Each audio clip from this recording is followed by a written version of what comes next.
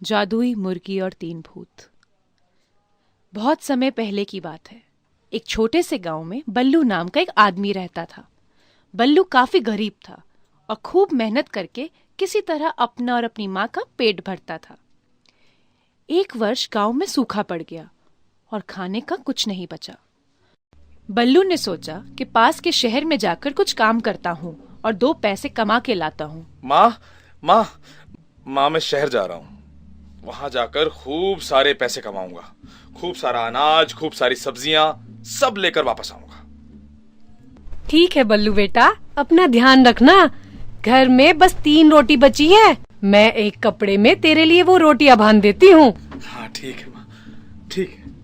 बल्लू की माँ ने रोटियां बांध दी और बल्लू चल पड़ा शहर की ओर। चलते चलते बल्लू थक गया था तो उसने थोड़ा आराम करने की सोची। इतने में बल्लू को एक कुआं दिखाई दिया। बल्लू ने सोचा, ये जगह आराम करने के लिए अच्छी है।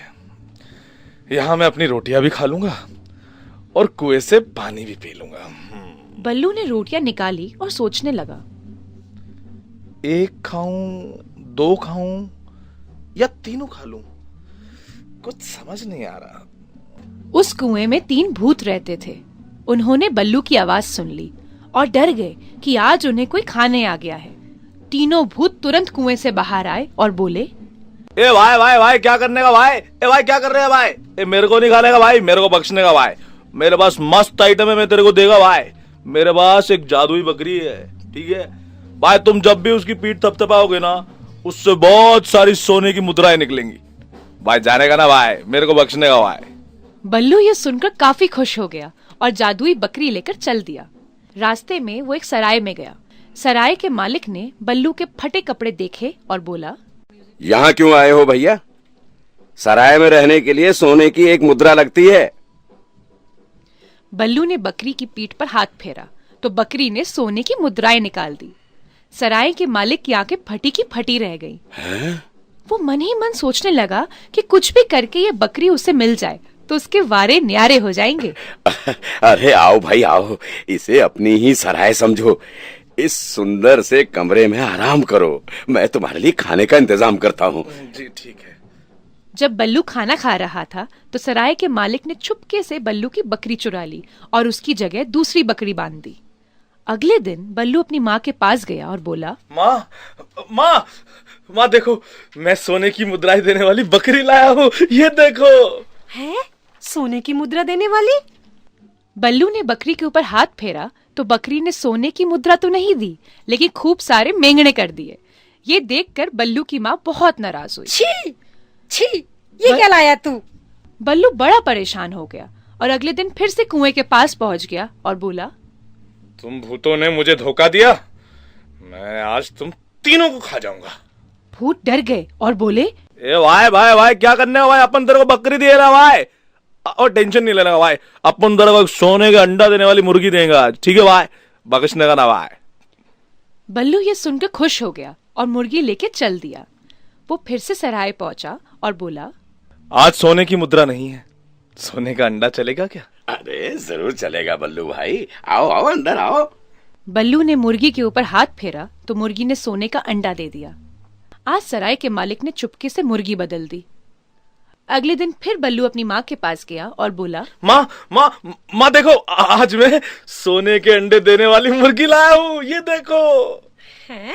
सोने की अंडी? बल्लू ने मुर्गी के ऊपर हाथ फेरा तो मुर्गी ने सोने का अंडा तो नहीं दिया, लेकिन खूब सारी बीट कर दी। ये देखकर बल्लू की माँ बहुत नाराज हुई और उसे डांटने लगी। ये क्या रोज रोज घर गंदा करवा देता है? मुझे ही साफ करना पड़ता है। कल से ऐसा किया तो घर के अंदर नहीं आने दूंगी, समझा? बल्लू उदास हो गया। वो गुस्से में कुएं के पास पहुंचा और बोला, तुम भूतों ने मेरा मजाक बना के रख दिया है। आज तो मैं तुम तीनों को खाकर ही यहाँ से जाऊंगा। भूत बाहर आए और बोले, ए भाई नहीं भाई। ए भाई, अपन तेरे को बकरी दे रहा है, मुर्गी दे रहा है।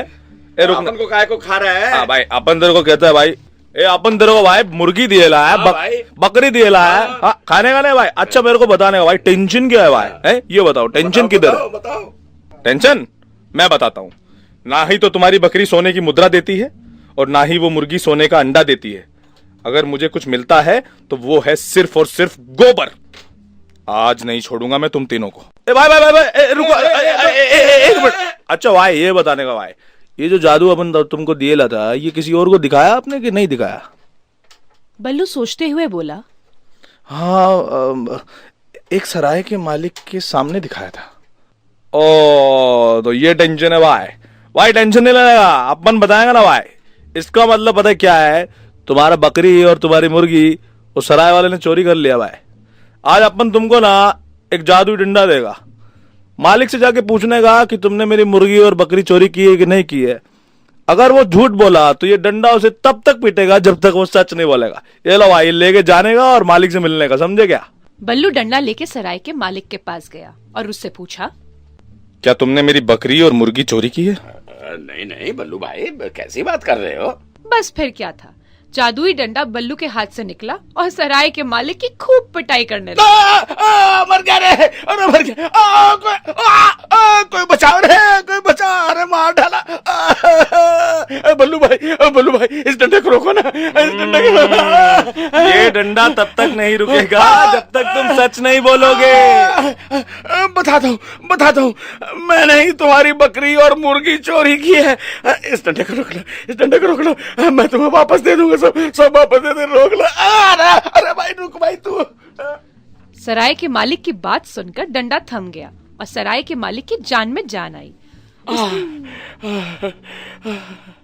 उसने बल्लू को उसकी जादुई मुर्गी और बकरी दे दी। आज बल्लू बहुत खुश था। वो मुर्गी और बकरी को अपने घर ले गया और वो धनी हो गया और अपनी माँ के साथ खुशी खुशी रहने लगा।